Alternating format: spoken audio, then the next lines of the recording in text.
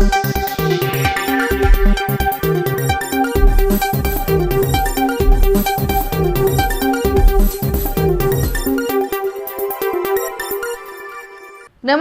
ಈ ನ್ಯೂಸ್ ಟಿವಿಯ ಸ್ಪೀಡ್ ನ್ಯೂಸ್ಗೆ ಸ್ವಾಗತ.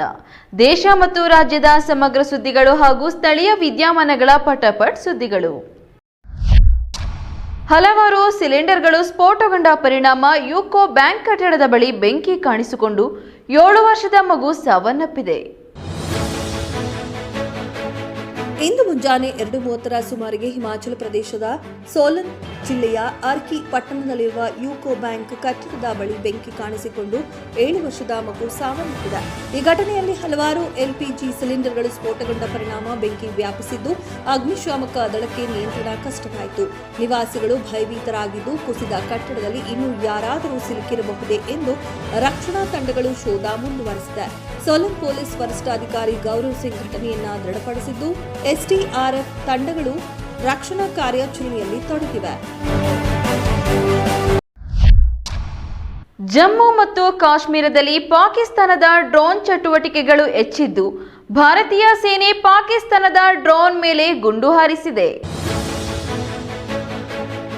ಗಣರಾಜ್ಯೋತ್ಸವ ಸಮೀಪಿಸುತ್ತಿರುವ ಹಿನ್ನೆಲೆಯಲ್ಲಿ ಜಮ್ಮು ಮತ್ತು ಕಾಶ್ಮೀರದಲ್ಲಿ ಪಾಕಿಸ್ತಾನದ ಡ್ರೋನ್ ಚಟುವಟಿಕೆ ಹೆಚ್ಚಾಗಿದೆ. ಪೌಂಚ್, ನೌಶೇರಾ, ಧರ್ಮಶಾಲಾ, ರಾಮಗಢ ಮತ್ತು ಪರಾಕ್ ಪ್ರದೇಶಗಳಲ್ಲಿ 5ಕ್ಕೂ ಹೆಚ್ಚು ಡ್ರೋನ್ಗಳು ಪತ್ತೆಯಾಗಿವೆ. ನೌಶೇರಾ ಸೆಕ್ಟರ್ನಲ್ಲಿ ಭಾರತೀಯ ಸೇನೆ ಪಾಕಿಸ್ತಾನದ ಡ್ರೋನ್ ಮೇಲೆ ಗುಂಡು ಹಾರಿಸಿದೆ. ಭದ್ರತಾ ಪಡೆಗಳನ್ನು ಕಟ್ಟೆಚ್ಚರದಲ್ಲಿ ಇರಿಸಲಾಗಿದ್ದು ಸೂಕ್ಷ್ಮ ಪ್ರದೇಶಗಳಲ್ಲಿ ಹೆಚ್ಚುವರಿ ಪಡೆಗಳನ್ನು ನಿಯೋಜಿಸಲಾಗಿದೆ. ಸಾಂಬಾ ಜಿಲ್ಲೆಯಲ್ಲಿ ಡ್ರೋನ್ ಮೂಲಕ ಕಳುಹಿಸಲಾದ ಶಸ್ತ್ರಾಸ್ತ್ರಗಳನ್ನು ವಶಪಡಿಸಿಕೊಳ್ಳಲಾಗಿದೆ. ಅನ್ನೋರ್ ಸೆಕ್ಟರ್ನಲ್ಲಿ ಪಾಕಿಸ್ತಾನದೊಂದಿಗೆ ಸಂಪರ್ಕ ಹೊಂದಿರುವ ಶಂಕಿತ ಪಾರಿವಾಳವನ್ನ ಸಹ ಹಿಡಿಯಲಾಗಿದೆ. ಎಸ್ಎಸ್ಎಲ್ಸಿ ಪೂರ್ವ ಸಿದ್ಧತಾ ಪರೀಕ್ಷೆಯ ಪ್ರಶ್ನೆ ಪತ್ರಿಕೆ ಸೋರಿಕೆ ಪ್ರಕರಣಕ್ಕೆ ಸಂಬಂಧಿಸಿದಂತೆ ಪ್ರಶ್ನೆ ಪತ್ರಿಕೆ ಲೀಕ್ ಮಾಡಿದ್ದ ಶಿಕ್ಷಕರು ಮತ್ತು ವಿದ್ಯಾರ್ಥಿಗಳು ಸೇರಿದಂತೆ ಒಟ್ಟು 8 ಜನರನ್ನ ಪೊಲೀಸರು ಬಂಧಿಸಿದ್ದಾರೆ. ಕಳೆದ ಕೆಲವು ದಿನಗಳ ಹಿಂದೆ ನಡೆದಿದ್ದ ಎಸ್ಎಸ್ಎಲ್ಸಿ ಪೂರ್ವ ಸಿದ್ಧತಾ ಪರೀಕ್ಷೆಯ ಪ್ರಶ್ನೆ ಪತ್ರಿಕೆ ಸೋರಿಕೆ ಪ್ರಕರಣಕ್ಕೆ ಸಂಬಂಧಿಸಿದಂತೆ ಪ್ರಶ್ನೆ ಪತ್ರಿಕೆ ಲೀಕ್ ಮಾಡಿದ್ದ ಶಿಕ್ಷಕರು ಮತ್ತು ವಿದ್ಯಾರ್ಥಿಗಳು ಸೇರಿದಂತೆ ಒಟ್ಟು 8 ಜನರನ್ನ ಪೊಲೀಸರು ಬಂಧಿಸಿದ್ದಾರೆ. ತುಮಕೂರು, ರಾಮನಗರ, ಕಲಬುರಗಿ ಜಿಲ್ಲೆಗಳ ಶಿಕ್ಷಕರು ಹಾಗೂ ಕೆಲವು ವಿದ್ಯಾರ್ಥಿಗಳು ಈ ಪ್ರಕರಣದಲ್ಲಿ ಅರೆಸ್ಟ್ ಆಗಿದ್ದಾರೆ. ಬೆಂಗಳೂರು ಉತ್ತರ ವಿಭಾಗದ ಸೆನ್ ಠಾಣೆಯಲ್ಲಿ ಪ್ರಕರಣ ದಾಖಲಾಗಿದ್ದು ಹಿಂದಿ ವಿಷಯದ ಪ್ರಶ್ನೆ ಪತ್ರಿಕೆ ಯೂಟ್ಯೂಬ್ನಲ್ಲಿ ಹರಿದಾಡಿತ್ತು. ಬೆಂಗಳೂರಿನಲ್ಲಿ ಟೆಕ್ಕೆಯೊಬ್ಬಳ ಮೇಲೆ ಬಲಾತ್ಕಾರಕ್ಕೆ ಯತ್ನಿಸಿದ್ದು ಅಡ್ಡಿಪಡಿಸಿದ ಆಕೆಯನ್ನು ಕುತ್ತಿಗೆ ಇಸುಕಿ ಕೊಲೆ ಮಾಡಿರುವ ಘಟನೆ ನಡೆದಿದೆ. ಬೆಂಗಳೂರಿನಲ್ಲಿ ಮಂಗಳೂರು ಮೂಲದ 34 ವರ್ಷದ ಮಹಿಳಾ ಟೆಕ್ಕಿ ಶರ್ಮಿಳಾ ಕೊಲೆ ಪ್ರಕರಣಕ್ಕೆ ಸಂಬಂಧಿಸಿದಂತೆ ಆಕೆಯ ಪಕ್ಕದ ಮನೆಯಲ್ಲಿ ವಾಸವಿದ್ದ ಕೇರಳ ಮೂಲದ ಕರ್ನಲ್ ಕುರೈ ಎಂಬಾತನನ್ನ ಪೊಲೀಸರು ಬಂಧಿಸಿದ್ದಾರೆ. ಶರ್ಮಿಳಾಳನ್ನ ಪ್ರೀತಿಸುತ್ತಿದ್ದ ಆರೋಪಿ ಜನವರಿ 3ರಂದು ಬಾಲ್ಕನಿ ಮೂಲಕ ಮನೆಗೆ ನುಗ್ಗಿ ದೈಹಿಕ ಸಂಪರ್ಕಕ್ಕೆ ಒತ್ತಾಯಿಸಿದ್ದಾನೆ. ಇದಕ್ಕೆ ಅಡ್ಡಿಪಡಿಸಿದಾಗ ಆಕೆಯನ್ನ ಕುತ್ತಿಗೆ ಹಿಸುಕಿ ಕೊಲೆ ಮಾಡಿದ್ದಾನೆ.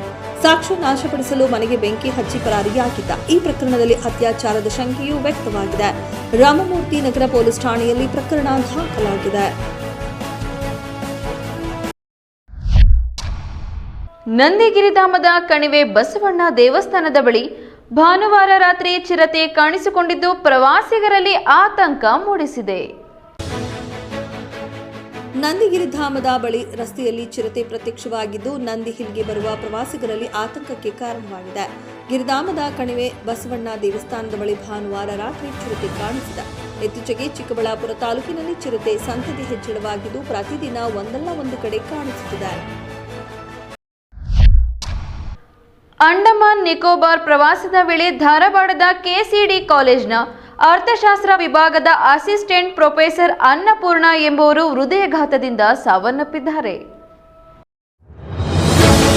ಧಾರವಾಡದ ಕೆಸಿಡಿ ಕಾಲೇಜ್ನ ಅರ್ಥಶಾಸ್ತ್ರ ವಿಭಾಗದ ಅಸಿಸ್ಟೆಂಟ್ ಪ್ರೊಫೆಸರ್ ಎಸ್ ಅನ್ನಪೂರ್ಣ ಅವರು ಅಂಡಮಾನ್ ನಿಕೋಬಾರ್ ಪ್ರವಾಸದ ವೇಳೆ ಹೃದಯಾಘಾತದಿಂದ ಸಾವನ್ನಪ್ಪಿದ್ದಾರೆ. 3 ದಿನಗಳ ಹಿಂದೆ ಕುಟುಂಬದೊಂದಿಗೆ ಫೋರ್ಟ್ ಬೇರ್ಗೆ ತೆರಳಿದ್ದ ಅನ್ನಪೂರ್ಣ ಅವರು ಭಾನುವಾರ ರಾತ್ರಿ ಅಸ್ವಸ್ಥಗೊಂಡು ಸ್ಥಳೀಯ ಆಸ್ಪತ್ರೆಯಲ್ಲಿ ಕೊನೆಯುಸಿರೆಳೆದಿದ್ದಾರೆ.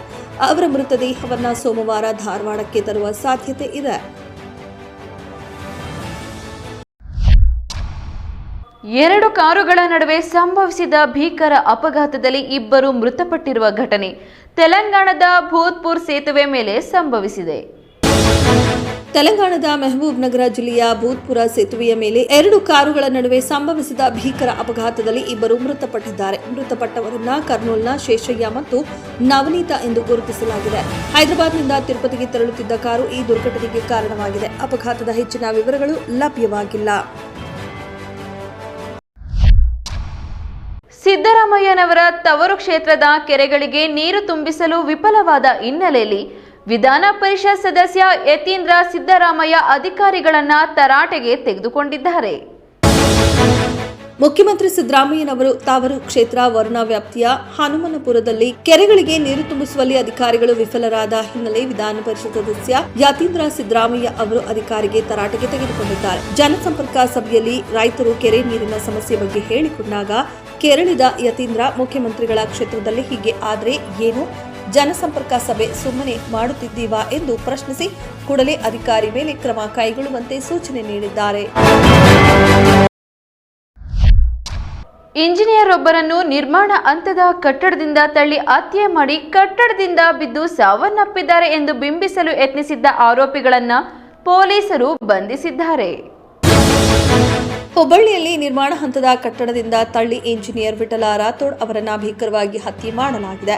ಆರೋಪಿಗಳು ಮೇಘವ್, ಆತನ ಪತ್ನಿ ವಿಮಲಾ ಹಾಗೂ ಭಗವಾನ್ ಅವರನ್ನ ನವನಗರ್ ಠಾಣೆ ಪೊಲೀಸರು ಬಂಧಿಸಿದ್ದಾರೆ. ಆರಂಭದಲ್ಲಿ ಕಟ್ಟಡದಿಂದ ಬಿದ್ದು ಸಾವನ್ನಪ್ಪಿದ್ದಾರೆ ಎಂದು ಬಿಂಬಿಸಲು ಯತ್ನಿಸಿದ್ದರು. ತನಿಖೆಯಲ್ಲಿ ಕೊಲೆ ಪ್ರಕರಣ ಬೆಳಕಿಗೆ ಬಂದಿದೆ. ನವನಗರ್ ಪೊಲೀಸ್ ಠಾಣೆಯಲ್ಲಿ ಪ್ರಕರಣ ದಾಖಲಾಗಿದೆ.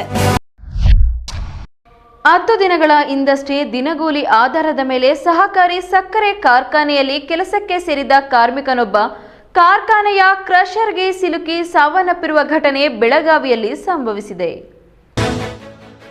ಬೆಳಗಾವಿ ಜಿಲ್ಲೆಯ ಹುಕ್ಕೇರಿ ತಾಲೂಕಿನ ಸಂಕೇಶ್ವರದಲ್ಲಿರುವ ಹಿರಣ್ಯಕೇಶಿ ಸಹಕಾರಿ ಸಕ್ಕರೆ ಕಾರ್ಖಾನೆಯಲ್ಲಿ ಕ್ರಷರ್ನಲ್ಲಿ ಸುಣ್ಣ ಹಾಕುವಾಗ ಆಯ ತಪ್ಪಿ ಬಿದ್ದು ಸಚಿನ್ ದ್ಯಾಮಣ್ಣಿ ಎಂಬ ಕಾರ್ಮಿಕ ಸಾವನ್ನಪ್ಪಿದ್ದಾರೆ. ಅಮೀನಾಭಾವಿ ಗ್ರಾಮದವರಾದ ಇವರು ಘಟನೆ ನಡೆದ 10 ದಿನಗಳ ಹಿಂದೆಯಷ್ಟೇ ದಿನಕೂಲಿ ಆಧಾರದ ಮೇಲೆ ಕೆಲಸಕ್ಕೆ ಸೇರಿದ್ದರು. ಈ ಸಂಬಂಧ ಸಂಕೇಶ್ವರ ಪೊಲೀಸ್ ಠಾಣೆಯಲ್ಲಿ ಪ್ರಕರಣ ದಾಖಲಾಗಿದೆ. ಇತ್ತೀಚೆಗೆ ಬಾಯಲಹೊಂಗಲದಲ್ಲಿ ನಡೆದ ಕಾರ್ಖಾನೆ ದುರಂತದಲ್ಲಿ 7 ಮಂದಿ ಕಾರ್ಮಿಕರು ಮೃತಪಟ್ಟಿದ್ದರು. ಈ ನ್ಯೂಸ್ ಟಿವಿಯ ಸ್ಪೀಡ್ ನ್ಯೂಸ್ ಜೊತೆಗೆ ತಪ್ಪದೆ ವೀಕ್ಷಿಸಿ. ಈ ನ್ಯೂಸ್ ಟಿವಿಯ ಮುಖ್ಯ ಸಂಚಿಕೆ ರಾತ್ರಿ 8:30ಕ್ಕೆ.